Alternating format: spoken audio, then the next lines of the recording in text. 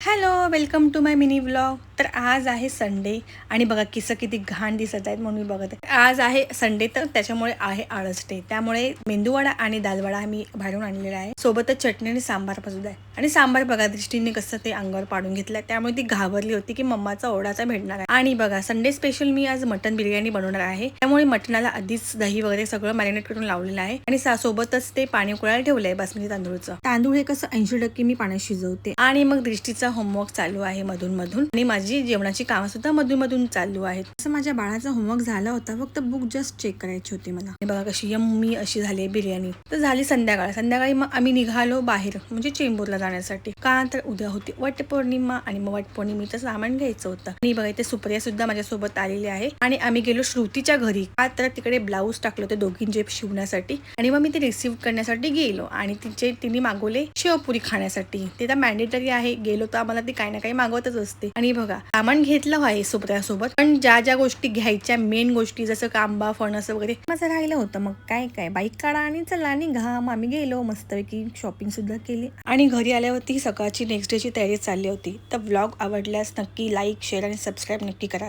तर भेटूया next vlog मध्ये.